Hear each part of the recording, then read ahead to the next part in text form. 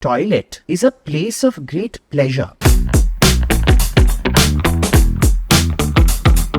This is a Prime Minister who's taking the average citizen's concerns properly, and he started the Swachh Bharat Abhiyan.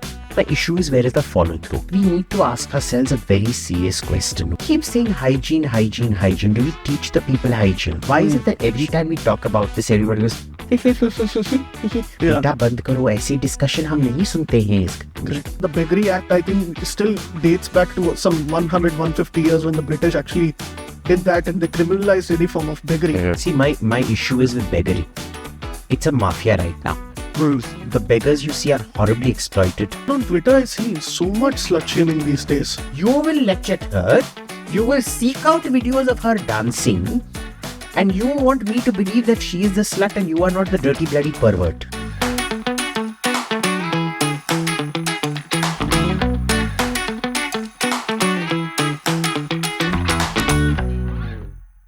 Hi Abhijit, thank you so much for joining us.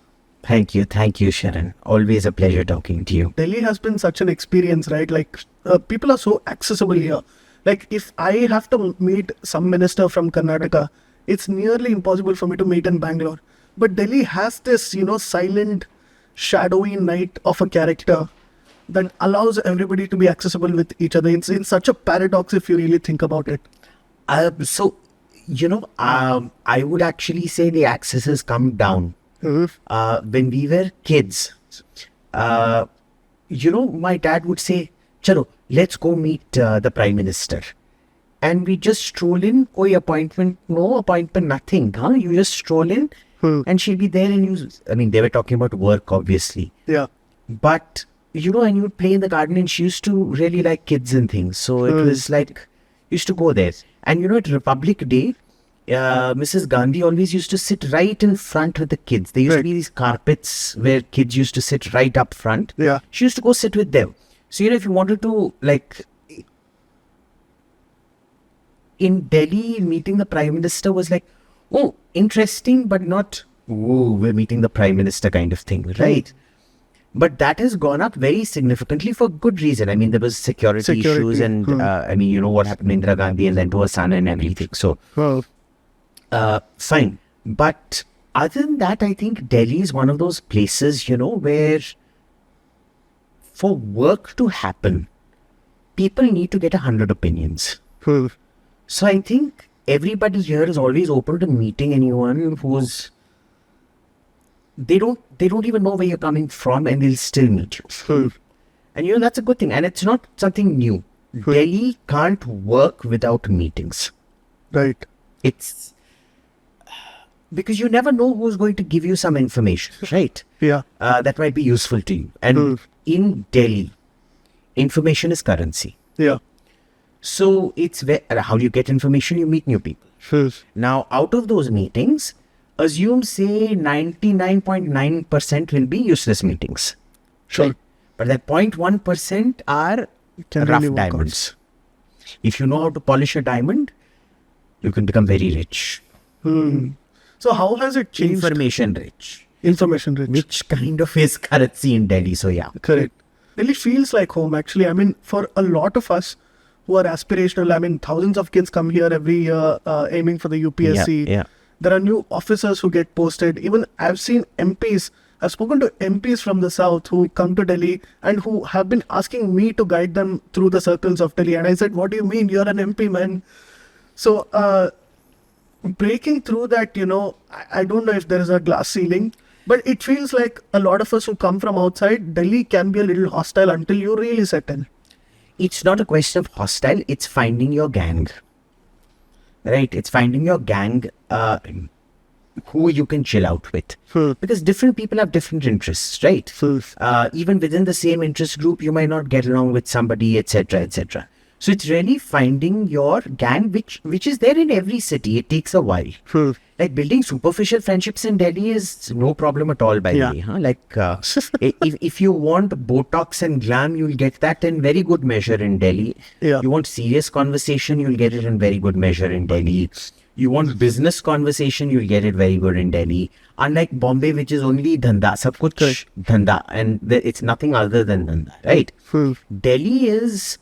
it's a thali. You get a little bit for everyone. You want art, you want politics, you want finance and business, everything, you get it. And I've actually found it an extremely warm and welcoming city. The thing is, because a lot of Delhi runs on trust, Right. you take a time to build up trust. It's not like, oh, we don't want to hang out with you. It's like, They observe you first and then Let's- get to know you. let's, get to know each other, and then, which is a good thing. So it's like dating. I guess it's like dating. Yeah, it is. It is. And how have you seen the changes personally? I mean, in the sense, like my idea of Delhi is from books largely. I was discussing this with Vinamra as well. Like the kind of books that I've read growing up, especially Khushwant Singh, that had a huge impact on me on this whole imagination of a place called Delhi and how beautiful it is on the outskirts. And here you get to know, what really Jamna Par is. And then, a city's character has changed. I think it's true for Bangalore. It's true for Mumbai as well. So, remember, the first thing we need to remember is the Delhi of Khushwant Singh has vanished. Never existed. No, it existed. I remember growing up, Khushwant Singh's book, Delhi. Yeah. It's a beautiful, in case people haven't read it, it's one of the must-reads. Yeah, Not to I know agree. the character of the city, but really to know the character of how, till I read that book, there's that story about the guy Kamal. He lives through 3 separate dynasties. He lives through the Mamluk dynasty, the Khilji dynasty, and the Tughlaq dynasty. And that is where you realize how short and brutish life actually was in those days. Right? And how quickly these dynasties used to come and go. Now it's very... people don't remember this. I used to live in the first flat we got when we rocked up in Delhi as a little kid was in RK Puram. They opposite the Hyatt Regency. There are these 10-story buildings. We used to live up on the 7th or 8th floor. At that time, the Hyatt wasn't there. It was all forest. You couldn't really go out as kids were told not to go out after 6 because there used to be leopards. We've seen leopards where the Hyatt is today. I've actually sighted, not once or twice, but very frequently, we've sighted leopards out there. All of that used to be forest. Everything outside the inner ring road, not outer ring road, inner ring road, used to be forest. If you had to go to Kalkaji, which was one of the few places that got built up outside the outer ring road, it used to be like a huge drag. Whereas if you do it today, if you go from the Hyatt to Kalkaji, it's not very far. But in those days, it used to feel like a 1-hour drive, right? Southex, which today is one of the second or third high disposable income markets after Khan Market and Meherchand Market, used to be a den for strip clubs and whorehouses. Oh, is it? Yeah. Everything used to be sexy disco, and they used to call it sexy disco. Okay. So everything used to be these neon signs like sexy disco, this and that. 1 beer included. Used to be like, huh? What? But that's how Delhi used to Delhi be. Like was. this was like the far out. Imagine Southex was kind of the sleazy little badlands. It was Right. Murthal isn't half as sleazy, but today it is like going to Murthal. Going to Southex used to be like going to Murthal. Right. And I've seen that development happen over the years where Delhi has now expanded so far. Bijwasan, which is the area behind the Centaur Hotel in the airport hotel, used to be known for thugs and gundas. If you went there, there was a high chance you'd get robbed. Today you have Pushpanjali Farms out there, which is like after, Aurangzeb Road, Prithviraj Road, and this thing. Aurangzeb has become, APJ Abdul Kalam Marg, Prithviraj Road, and Amrita Shergill Marg. It is probably the next most expensive place to buy. not including golf links in Jorbag, but there you don't have plot size. You see, in Pushpanjali Farms, you've got these huge plot sizes, nothing under an acre kind of thing. Yeah. So there are all these things that have happened. I've seen the changes. When I first got here, we shifted from the RK Puram flat to Bharati Nagar, which is diagonally opposite Khan Market. We used to get woken up to lions roaring from Delhi Zoo in the morning. That is how quiet it was. Now, in those days, these places had a lot of charm. Did it have squalor? Yes. But even in squalor, today if you go to Nizamuddin, there is no charm. There is just squalor. Oh, yeah. If you go to Old Delhi today, sure, there are some hidden buildings, but there is no charm out there. It is absolute squalor. Yes. In those days, there was both squalor, but there was a great deal of charm. In those days, Delhi food used to be amazing, but food everywhere used to be amazing. You know, I remember when I first went to Australia, which was in 2000, I used to say, boss, your onions taste like crap, your tomatoes taste like crap, your spinach tastes like crap, everything tastes like crap out here. I've come back to... I started coming for my vacations every year. And I could notice in between 2000 to 2005, it was okay. Something happened after, I think, around 2004-5, something. The quality of produce just Went down so badly. And the quality of food in Delhi has dropped so badly. In those days, there was never a bad restaurant. Today, I would say 99.9% of restaurants in Delhi are bad. Yeah. The chaat is bad, everything is bad. Not that the hygiene standards were much higher. You know, the fellow will go pee in the bush, scratch his and then come in, sir, pani puri, sir, khach. And then, oh yes. But it still happens. But things used to taste so much better. And it isn't a, you know, people say, oh, your taste buds. No, it's not taste buds. You know, in those days, if you put 2 tomatoes into a curry, it was too much because बहुत खटास होता था. It used to become sour. It used to be like really sour.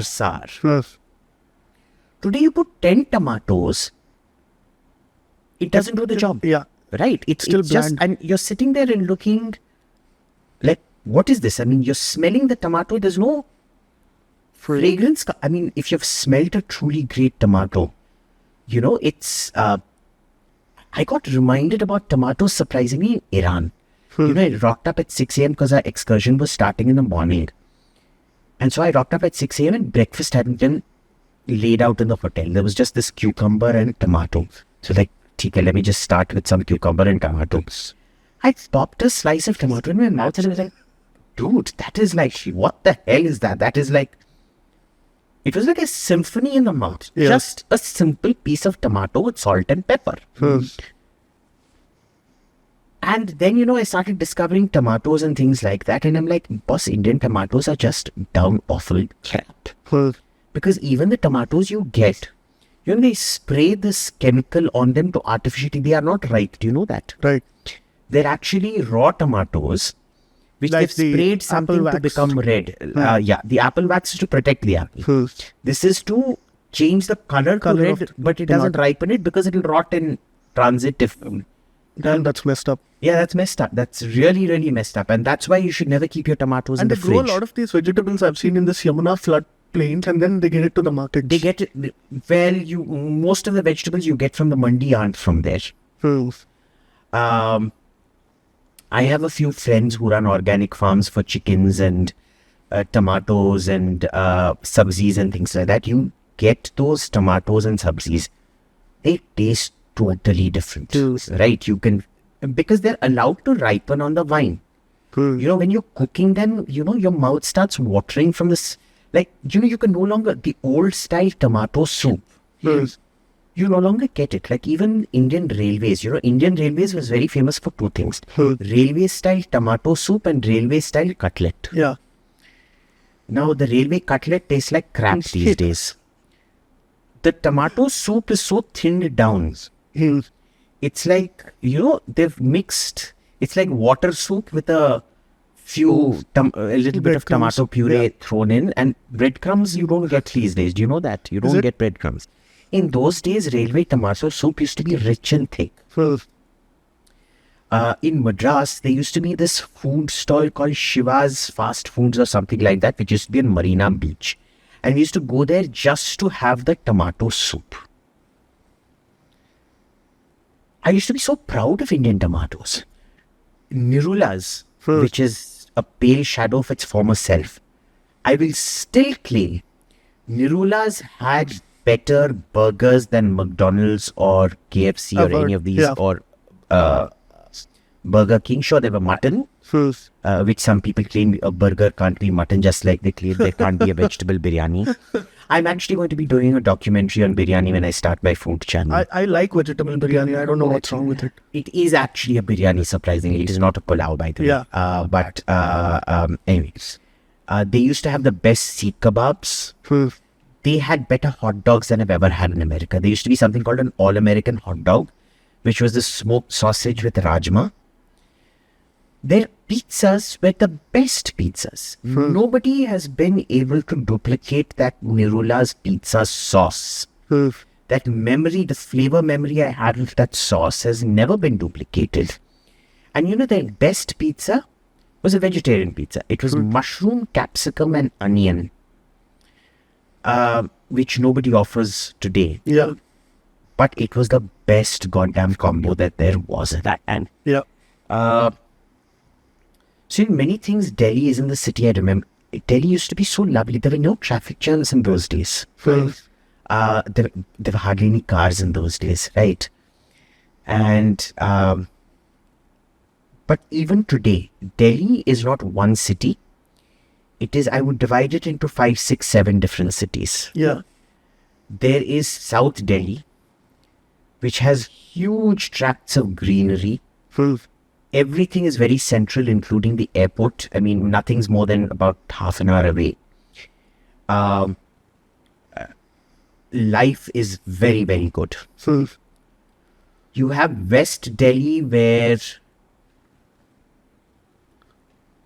the architecture is brutish.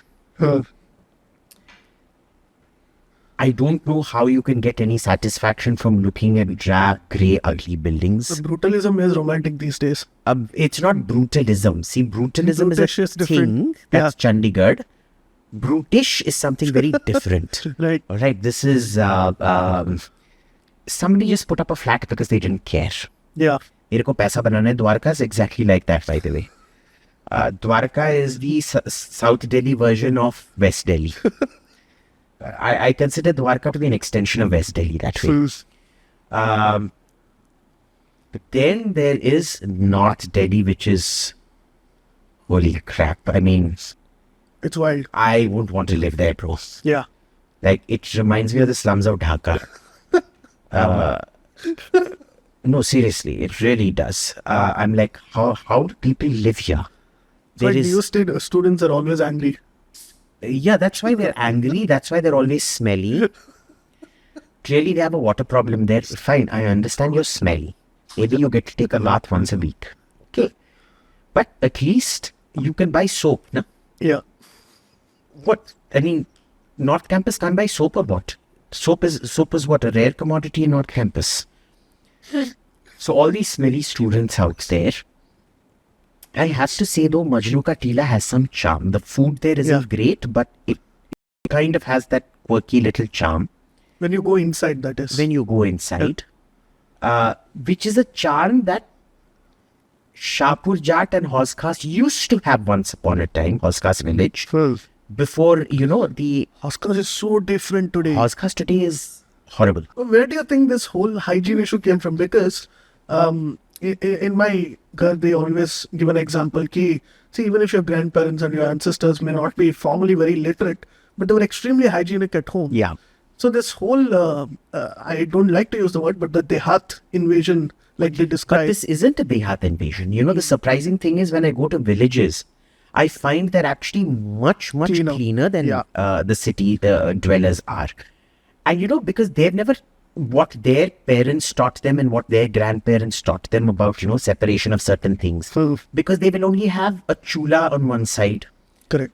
There will be, now you have running water, there'll be one tap, but the jhuta would be washed outside the house. Yeah. The vegetables and everything will be prepared inside My the house. friend, my Delhi friend, when he came to Bangalore, he was very shocked to see all the girls have rangoli outside. He's like, ये इतना culture है तुम लोगों में. So, I said, where did this disappear? yeah. But you know why rangoli is done, right? Rangoli is always done with rice flour. Yeah. And now they start using all these It was horrible supposed to colors and feed things. the ants. It's meant to feed the ants so that they don't come into your house, because you're not meant to kill ants. You respect all life forms. That's why you're meant to feed the crows, you're meant to feed the pigeons, everything. You're meant to put it out in the morning. Right. You're meant to put rice out. I do that every day, by the way. But rangoli today, they do this sticky tape rangoli. Yeah. You get chipkaos, rangoli sticker, and you put on the floor and you're like, why? Like literally, why? Why would you do this? Right? And you know why you put the rangoli pattern, and it isn't why you don't just take rice flour and put it outside. Yeah. It's so that the ants take time to work around it. Oh, interesting, because of the designs. Yeah. So crisscross pattern is so that they Right. work around it. It's like, So it takes them time. so Chakravyuha for them. Exactly. A non-lethal Chakravyuh. Yeah, of course. So there were all these things done. Now, once you move to the city, see, city cleanliness is very different from rural cleanliness. We came from an environment where you would go poop in the fields. It would clean, it became fertilizer for the crops, essentially, right? One of the reasons you had to cook your vegetables really, really well, as opposed to stir frying or just frying, was because it was natural manure that was used to manure the crops. And so to, prevent leptospirosis and things like that, you washed things and then you cooked them to the point where they were almost mush. Yeah. You don't have to do that now. I mean, you get cancer, but you won't get leptospirosis from all the chemicals. Cleanliness and hygiene are taught. It has to be a very, very consistent effort. Road rules are taught. This is something I've seen because I've lived in America, I've lived in Australia, I've lived abroad. When I was a kid, I never noticed these things. But as an adult, the parents teach them road rules. Every single time the parent is always reinforcing that. There are public service announcements on TV. During kids programming, there are kid-specific advertisements on road rules and things that are made fun for them. Kids are apparently taught to wipe their bum. I will never. I don't care where I have been. I have always washed. But we were taught. I remember my dad and mom teaching me how to clean the bathroom. Yeah. When you're abroad, you don't have the luxury of servants. You have to clean your own this thing. And you learn how to clean it. But see, you also need to realize a toilet is a place of great pleasure. It isn't something dirty you go to. Yeah. A toilet should be a very aesthetic environment, because all my great thoughts have always come to me while I was sitting on the throne. The first speech Modi gave on 15th August when he became Prime Minister, he talked about sanitary pads and menstruation and things like that. And I was like, damn good, man. This is a Prime Minister who's taking the average citizen's concerns properly, and he started the Swachh Bharat Abhiyan. The issue is, where is the follow-through? Because see, you need ad campaigns. People need to be told, देखिए, अगर आप ढक्कन को बंद नहीं करेंगे while pulling the flush, all that poop water, you don't see it, but it's actually micro spray going. The poop particles are actually landing on your toothbrush. Yeah. Okay. Why is discussion on hygiene so taboo? We need to be talking about these things. We need to ask ourselves a very serious question. Why is it that the average street vendor in Cambodia, a country that used to be poorer than us, has that basic civic sense to have plastic gloves, which incidentally are very cheap even in India, Yeah. understands the hygiene principles behind it. We keep saying hygiene, hygiene, hygiene. Do we teach the people hygiene? Yeah. I remember this when we landed up at the high-speed rail station in Xi'an. You know, we had gone on this bullet train at 360 kilometers per hour, and you're like, wow, this train station is like an airport. It's got all these tubes to land in and blah, blah, whatever. Outside of the cities, it's very dirty, I No, think. no, outside though, you forget. It's like filthy at a next level. But I'm talking about Xi'an, which is a very major city. That's where the terracotta soldiers and everything Oh, are, right. Uh-huh. Qin Shi Huangdi's capital. I mean, it was the capital of China for quite some time, several different dynasties. Hey, and you go into the bathroom, 1 inch thick uniform piss all over the place. Oh boy. Why is it that people will not have toilet paper? Toilet paper is not it's not a water or toilet paper binary. It is a water and toilet paper hygiene. Right. We need to be talking about these things. Why are we so shy? Why is it that every time we talk about this, everybody goes, बेटा बंद करो, ऐसी discussion हम नहीं सुनते हैं इस घर में. This should be included in the NCERT syllabus. It should. It should. Bro, it actually should. Yeah. Personal hygiene needs yes. to be a letter. The Beggar Act, I think, still dates back to some 100, 150 years when the British actually did that and they criminalized any form of beggary. And that is the legislation with which we are also treating some of our, lower economic, category people. See, my issue is with beggary. It's a mafia right now. The beggars you see are horribly exploited. Yeah. They'll probably have their hands chopped off or their eyes put out in order to increase their value. You have to understand they're an extremely vulnerable section. This government has recognized that transgenders are extremely vulnerable. Yeah. Not, by choice transgenders, but those born with sexual dysmorphia. And of course, there are genuine transgenders by choice as well. And they have taken steps to address that. When are you going to take steps to address begging? Because, beggars have it really rough. The mafias earn crores off them, but they get it really rough. You have to have rehabilitation programs. So and see, there are civic programs that can solve a lot of issues cumulatively and simultaneously. So everybody talks about dogs and how they need to be put down. Everybody talks about the Beggar Mafia. Everybody talks about the lack of civic cleanliness and whatever. Why don't you increase the civic bodies, hire the beggars, give them regular jobs? Put up low-income group housing, which is a room and a bathroom, have some cleanliness requirements for it. I was really glad when Karthi Chidambaram actually took up this stray dogs issue, and in fact, one of my friends reached out for a bite. But he's gone down the wrong path. Right? You can't just kill off animals like that. They also have a right to exist. Any animal.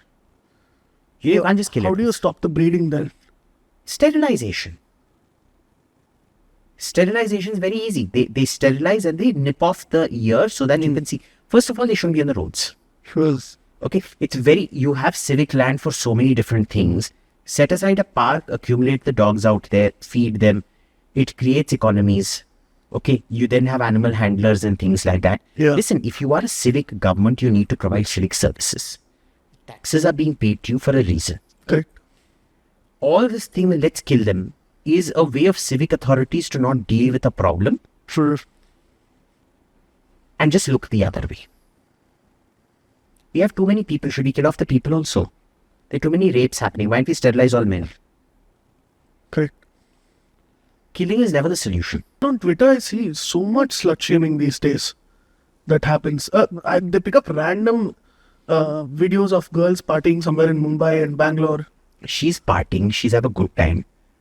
What is your problem in life? Yeah. इतने गर्मी में अगर tube top नहीं पहनेगी तो क्या पहनेगी? तेरे को इतना शराफत का ये है ना, तो तू साला काला गॉगल्स पहन के जाना. तुझे कौन देखने को बोल रहा है? You will lecture her.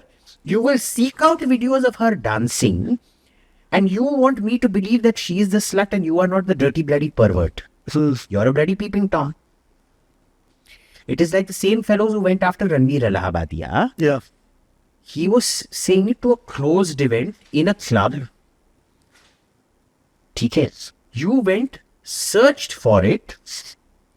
Basically, I call these kind of people ass sniffers. Okay, they are... You're looking for trouble. Do you know when dogs meet, the first thing they do is they sniff each other's bum. Frequently, they even lick each other's bum if they're friendly. These guys who went after Ranveer and go after people's personal morality. Yeah. See, this is why I keep opposing people who go after, say, Mahua Moitra for a private life.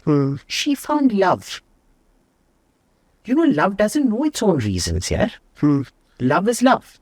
Ab kahan milta hai, you're not going to make a go for it, are you mad? But if she's done something criminal or shady, then you persecute her. This going after the personal life, going after the personal life diverts from the actual thing. And I believe women have their sexuality, men have their sexuality.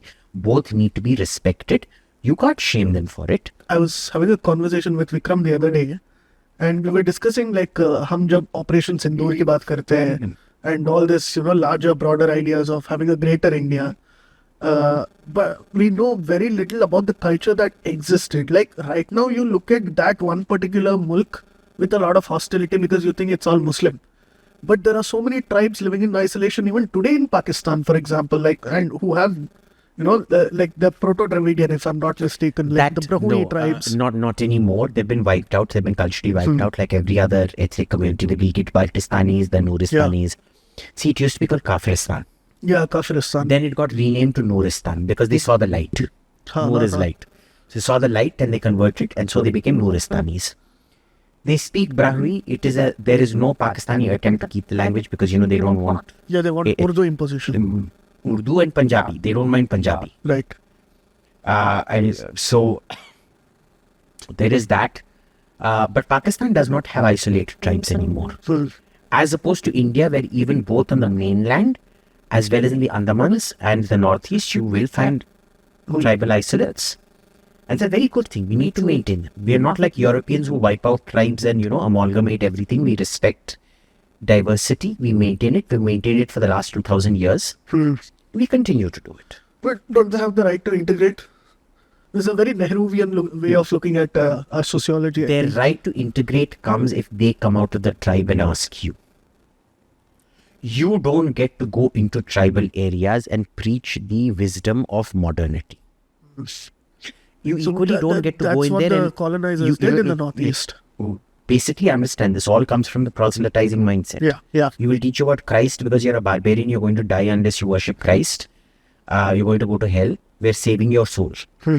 I am coming and you over to help you. Yeah, correct. This is like a saying I rape to because I love you. That is the perversion of this. But understand how different is this proselytization of modernity. As far as Pakistan is concerned, there is already impending action, as you know, with Operation Sindoor. So what's the timeline that will look like? Because obviously, like when you evaluate the kind of action that we've taken in the past, Kargil was done because we lost some territory, we had to regain it. Similarly, whether it's 65, 71, there were proper reasons. But for the first time, we actually broke out of our character, and then we said, you can't really keep quiet when attacks are happening. In the sense that when the parliament attacks happened, we didn't hit back. Yeah. When 26/11 happened, we kept quiet. So perhaps the Pakistanis had predicted that, India is not going to move. So you need to remember India in 47, 48, India in 65, India in 71, India in 99, India in 2008 are not the India of 2025. 47, 48, we were completely bankrupt. Yeah. 65, we were on the edge. 71 almost bankrupted us, and the cost of 71 combined with the Arab oil embargo of 73 was the direct proximate cause of the emergency being declared ultimately. Right. Because people don't realize how bad the situation was. 99, you had just come out of the financial crisis of 1991. Right. 2008, You had American troops in Afghanistan whose supply line was Pakistan. Yeah. The international situation has changed. The Indian situation has changed. Countries tailor their responses based on their geo-economic reality, political reality. The economics, the geostrategic, all of this has changed. So obviously your responses are going to be different. It is one thing, I don't know how to frame this exactly. The thought is floating in my mind, but I would say at least we have a prime minister who understands exactly how to calibrate responses. The first time something happened, he ordered the Uri attack. The second time, he escalated it to air. Now, in the West, air is seen as least escalatory, ground is seen as most escalatory. Correct. In Yeah. India, it's the reverse. Ground is seen as least escalatory, air is seen as most escalatory. He escalated it to Balakot. Then he escalated to multiple Balakots and a sustained campaign after that. I think he understands escalation better than people who have studied this for 20, 30, 40 years. Right. He's able to calibrate it very well. He knows what to do. And it's a calculated escalation. It's it's not just well calculated, but well calibrated. Now compare his security strategy to social strategy. Swachh Bharat Abhiyan chalaya, but the main part of it was educating people, talking about the sort of dirty topics that nobody wants to talk about. Yeah. We need to be talking to our children about sexual abuse, about, the girls about rape. To boys are the ones doing the raping, so we need to talk to boys about rape. Toilets, cleanliness, hygiene, bowel movements, etc., etc. There was no real follow-up on that. Here, there has been very systematic, persistent follow-up. That is the main thing. Imagine, even in 1999, we had to ask the Israelis and French for emergency ammunitions. This time, we didn't have to ask anyone for anything. In fact, our air defenses turned out to be a total chupa Rustam. Correct.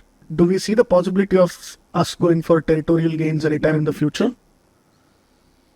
Can we drive operations and go towards that? I mean, in theory. Can we sustain it is the biggest question. The real question is, do you have stomach for the losses? Correct. I know the military has, but does the public have it? Understand that side of the border. Jammu is heavily forested. The area around Jammu is heavily forested. Lush greens. That side of Pakistan-occupied Kashmir, on the other side of the Jammu border, is heavily forested. Forested warfare, I don't think people realize the kind of forest you have in Kashmir. These militants. Correct. That's why they've been hiding out. Let's call them terrorists. Well, hidden there for almost 3 months before they were killed. Well, 2-3 days back. Yeah. How are you going to fight in those forests? It will require a very heavy toll on your infantry. Baltistan is a complete different ball game. The ravines and things like that, they make Afghanistan look tame. The mountains you're talking about the foothills of the Karakoram. This is not, this is very, very serious mountain warfare. And situations like that always favor the defender. Is it possible? Yes.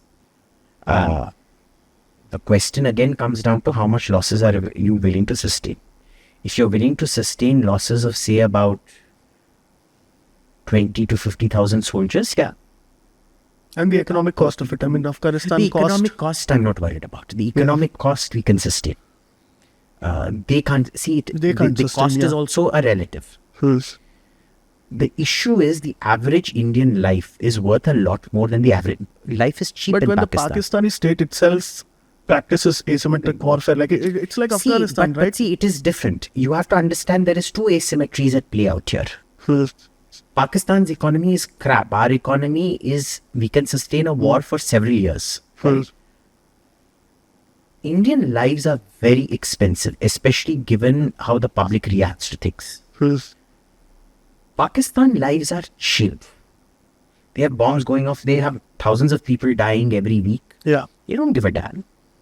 You can also make an argument that life is cheap in India because, we lose about 2 to 4 lakh people to TB every year, 200,000, 2 lakh people to road accidents, and there is no corrective measures or anything done. Maybe life is cheap here, but I don't think our soldiers' lives are cheap. Maybe average Indian citizen's life is cheaper. So there is that asymmetricity. वो पैसे में afford नहीं कर सकता है, हम अपनी जवानों की जिंदगी पे अफोर्ड नहीं कर सकते हैं. And remember, we respect our jawans. No, we're not like those people who they weren't even claiming their own people's bodies in Kargil. See, we don't know who they are. We're not taking them back. So where do you see India headed in the next 5 to 10 years, say domestically as well? Seems so uncertain, but seems a little hopeful. With India, I always have hope we will continue. I don't just want us to continue. I want us to become better and better and better and better. Do I see us continuing infinitely? Yes. Do I see us becoming better? No. At least not at the rate we wanted to. Achieving even a lifestyle, say that of a poor European country. Say something like Greece. Yeah. Not going to happen. Even a poor, say a medium income Asian country like Thailand. Not going to happen. Because your markets are so distorted out here. The property market in Bangkok is a much bigger metropolis, much better connected. Prices of real estate are cheaper than they are in Delhi or Bombay. Even though there is no demand supply mismatch out there. Unlike here where there is too much supply, which technically the market should be coming down. Yeah. How does it not come down? How does it keep rising? You clearly know it is a horribly corrupt, manipulated, distorted market. The biggest corruption is the education sector. The biggest desire of every Indian parent, they will give up meals a day to educate their kid. Yeah. Why is a good education so difficult to get in this country? Because supply is being artificially throttled. Why does every politician run a school? Why does every school principal or college principal somehow end up in politics? So your education is out, your land market is out, your food markets are so heavily distorted. How is it that in a place like Bangkok, food is so cheap? Maybe the only city that comes close to the cost of food in India are maybe, say, Madurai and Kolkata. Kolkata, yes. Otherwise, food is very expensive out here. Correct. But do you have the government actually looking at these problems, understanding it is because of market distortion and getting rid of it? No. Like I said, unless you are willing to take the tough decisions on basics, you can't achieve higher up things. Correct. It's like building a house in the air. So that is not happening. But am I optimistic that we will continue as a civilization, as a people?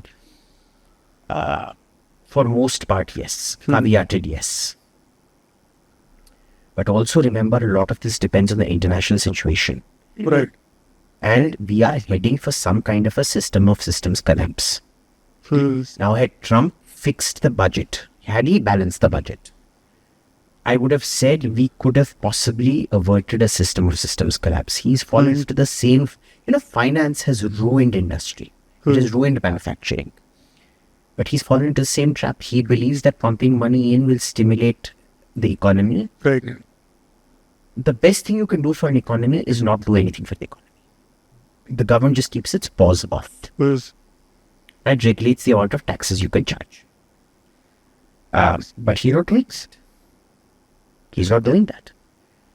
So I think we are very much heading for a system of systems collapse, maybe in 26, 27, 28. We're too overstretched. Every country is in debt. Tell me one net creditor country.